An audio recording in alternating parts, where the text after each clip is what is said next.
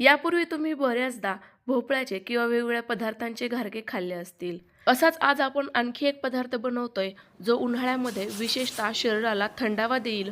मस्त असा खुसखुशीत आहे, प्रवासात नेऊ शकता कारण हा जास्तीत जास्त काळापर्यंत टिकतो. हे म्हणजे काकडीचे घारगे. त्याकरिता आपल्याला काकडी लागणार आहे आणि बाकी संपूर्ण घरगुतीच पिठं आहे, गूळ आहे. त्यामुळे हा पदार्थ नक्कीच पौष्टिक असणार आहे. तुम्ही मुलांना आवर्जून देऊ शकता, ज्यामुळे मुले पॅकेटचे फूड किंवा इतर विकतचे पदार्थ खाणं नक्कीच टाळतील. एकदा बनवा आणि महिनाभर खा. असे हे काकडीचे खमंग खुसखुशीत घारगे चहासोबत देखील खूपच जबरदस्त लागतात. मला खात्री आहे तुम्हाला आजची रेसिपी नक्कीच आवडणार आहे. त्यामुळे व्हिडिओला आत्ताच लाईक करा आणि तुमच्या मित्रमैत्रिणींसोबत देखील नक्की शेअर करा. चला तर मग लगेचच काकडीचे घारगे बनवायला सुरुवात करूया. त्यासाठी आपल्याला लागणार आहे 1 ते 2 काकडी. तर ही मी गावरान हिरव्या रंगाची काकडी घेतली आहे. तुम्ही कोणतीही काकडी वापरू शकता. कोवळी असेल, निब्बर असेल, म्हणजेच कडक असेल तरी देखील चालणार आहे. कडक असेल तर तिची साल काढून घ्या आणि कोवळी असेल तर साल राहू दिली तरी देखील चालणार आहे. आता तिचा देठाचा आणि बुडखाचा भाग कट करायचा आहे. जर काकडी कोवळी असेल तर या पद्धतीने देठाच्या भागाने असं घासून घ्या. यामुळे त्यातील जो काही चीक असतो किंवा बऱ्याचदा काकडी कडू असते तर तो पूर्णतः निघून जाईल. तर बघा या पद्धतीने मस्त असा चीक निघतो, तो पूर्णतः साफ करून घ्यायचा आहे, काढून टाकायचा आहे. यासोबत थोडासा देठाचा भाग जो आहे तो तुम्ही कापून खाऊन बघू शकता, ज्यामुळे तुम्हाला काकडी कडू तर नाहीये ना याची खात्री होईल. लगेचच ही काकडी सालीसहज किसून घेऊयात, कारण मी या ठिकाणी कोवळ्याच काकडीचा वापर केलेला आहे. जर तुमची काकडी जर जास्तच कडक असेल तर तिची साल तुम्ही काढून टाकू शकता, सोबतच बियांचा भाग देखील काढून घेऊ शकता. आता माझी या ठिकाणी थोडीशी मोठ्या साईजची आणि जाड काकडी असल्यामुळे मला एकाच काकडीची गरज पडली, पण तुम्हाला हवं असल्यास तुम्ही दोनही काकड्या वापरू शकता. या पद्धतीने संपूर्ण काकडी किसून घेतल्यानंतर ती आता आपण एका कपमध्ये भरूयात, जेणेकरून आपल्याला संपूर्ण साहित्यांचा अंदाज येईल. तर 1 कप हा काकडीचा किस होता. त्याच कपाने घेऊयात अर्धा कप बारीक चिरलेला गूळ.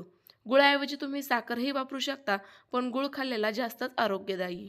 आता आपण हे साहित्य असंच कच्चंच जर पिठांमध्ये वापरलं असतं तर आपल्या पिठाला खूपच जास्त प्रमाणात पाणी सुटलं असतं.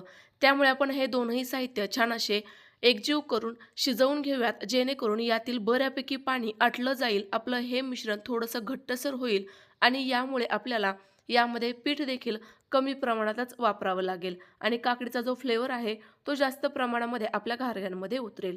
तर बघा इतपत हे मिश्रण मी छान असं शिजवून घेतलं. आता यामध्ये रंग छान येण्याकरिता थोडीशी हळद, अगदी चिमूटभर मीठ आणि इलायची, सुंठ आणि जायफळ पूड घातली. आता हे आपल्याला फक्त जरा वेळाकरिताच मिक्स करून घ्यायचंय, परतवून घ्यायचंय आणि लगेचच गॅस बंद करायचा आहे.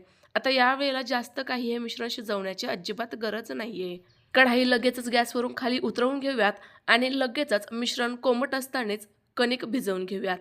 त्यासाठी मी या ठिकाणी वापरते अर्धा कप ज्वारीचं पीठ, 1 कप गव्हाचं पीठ. जर तुमच्याकडे ज्वारीचं पीठ नसेल तर याऐवजी तुम्ही तांदळाचं पीठ वापरलं तरी देखील चालेल किंवा मग दोन्ही पीठं नसतील फक्त गव्हाचं पीठ वापरलं तरी देखील चालणार आहे. फक्त त्यामध्ये ना थोडंसं बेसन पीठ वापरा, जेणेकरून आपल्या पुऱ्या खूप छान अशा खुसखुशीत तयार होतील. फक्त गव्हाचं पीठ वापरत असाल तर 2 चमचे बेसन पीठ वापरावं. आता हे छान असं एकजीव करत करत मळून घेऊयात. गरज वाटली तर थोडंफार वरून पाणी देखील वापरूयात. आपण हे मिश्रण अति प्रमाणात घट्टसर शिजवलेलं नसल्यामुळे अगदी जराशाच पाण्याचा वापर करायचा आहे, कारण आपलं हे कणिक जसजसं भिजत जाईल ना किंवा जास्त वेळ होत जाईल तसंच याला आपोआपच पाणी सुटायला लागतं. उन्हाळ्यामध्ये तुम्हाला माहिती आहे काकडीचं सेवन करणं किती सारं फायदेशीर असतं. काकडीमध्ये खूप जास्त प्रमाणामध्ये अँटीऑक्सिडंट असतात, जे आपल्या शरीराकरिता खूपच फायदेशीर आहे. तर बघा या पद्धतीने छान अशी घट्टसर कणिक मी भिजवून घेतलेली आहे, म्हणजेच मळून घेतली आहे. आता यावर झाकण ठेवून फक्त 10 मिनिटाकरिता हे भिजण्याकरिता साईडला ठेवून देऊ. फक्त 10च मिनिटे भिजवून घ्या, जास्त वेळ भिजत ठेवू नका, नाहीतर मग पिठाला पाणी सुटल्यासारखं होऊ शकतं आणि पीठ पातळ होऊ शकतं. तर बघा 10 मिनिटानंतर आता झाकण खोलतीये. आपलं पीठ अगदी मस्त असं भिजलंय. या 10 मिनिटांमध्ये मी जरा वेळाकरिता तेल गरम होण्याकरिता ठेवलेलं आहे. लगेच याच्या पुऱ्या बनवायला घेऊयात. त्याआधी मी हे पीठ थोडंसं मऊ करून घेते, जेणेकरून पुऱ्या देखील व्यवस्थित गोल गरगरीत लाटता येतील. आता अगदी छोट्या आकाराचा, साधारणतः पेढ्या एवढ्या आकाराचा उंडा घ्यायचा आहे. गोल करायचा आहे आणि लगेचच पुरी लाटायला घ्यायची. किंवा मग एकाच वेळेला तुम्ही संपूर्ण पेढे बनवून ठेवले आणि नंतर पुऱ्या लाटायला घेतल्या तरी देखील चालेल. यामुळे तुमच्या गॅसची बचत होईल, पुऱ्या पटापट होतील आणि तेल देखील जास्तच गरम होणार नाही. आता साधारणतः 5 ते 6 उंडे तयार करून घेतले. लगेचच पुरी लाटून घेऊयात. तर या पुऱ्या मी फक्त तेल लावूनच लाटून घेणार आहेत. कोरड्या पिठाचा वापर करणार नाही आहे. पण तुम्हाला हवं असेल तर तुम्ही कोरड्या पिठामध्ये उंडा घोळवून नंतर पुऱ्या लाटून घेऊ शकता. पण या पुऱ्यांना जर जास्त कोरडं पीठ लावलं ना तर ते तेलामध्ये सुटतं आणि आपलं तेल जास्त खराब होतं. त्यामुळे मी ही पद्धत वापरते आहे.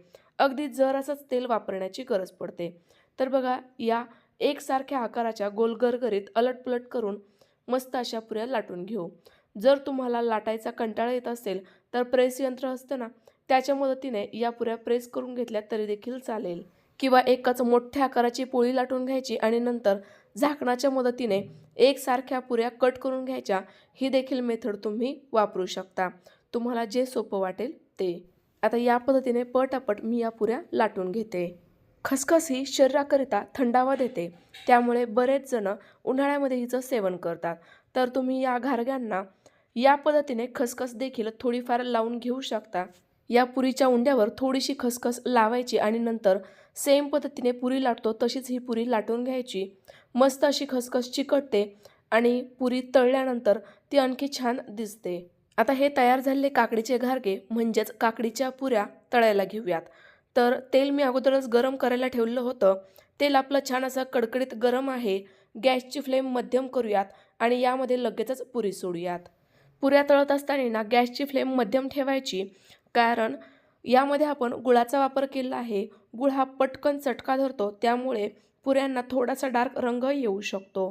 त्यामुळेच आपण तेल या ठिकाणी कडकडीत गरम वापरायचे, पण गॅसची फ्लेम ही मध्यमच ठेवायची आहे.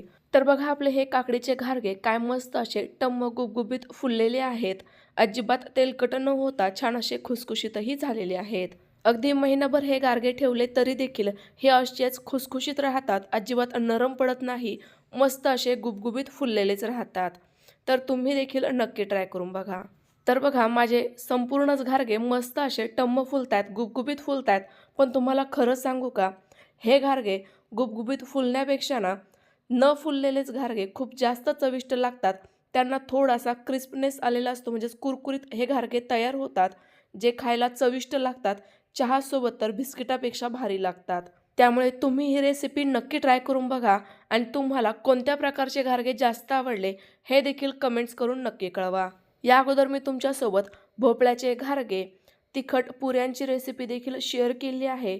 ती जर तुम्ही पाहिली नसेल तर चॅनलवर जाऊन आवर्जून बघा आणि तुम्हाला आणखी कोणकोणत्या रेसिपीज बघायला आवडतील हे देखील नक्की कळवा. आणि हो, आपण आपल्या चॅनलवर संपूर्ण प्रकारचे वाळवणाचे पदार्थ, त्यांच्या रेसिपीज अगदी डिटेल प्रमाणासह शेअर केलेल्या आहेत. त्या जर तुम्ही पाहिल्या नसतील तर नक्की बघा आणि यावर्षी उन्हाळी वाळवण संपूर्णच तयार करा. आपले खमंग खुसखुशीत काकडीचे घारगे या ठिकाणी तयार झाले आहेत. तर हे अजिबात तेलकट न होणारे खमंग खुसखुशीत काकडीचे घारगे कसे झाले कमेंट्स करून नक्की कळवा. रेसिपी आवडली असल्यास लाईक करा आणि जास्तीत जास्त शेअर करा. पुन्हा एकदा भेटूयात तुमच्याच आवडत्या छानशा नवीन रेसिपीसोबत. तोपर्यंत बाय बाय.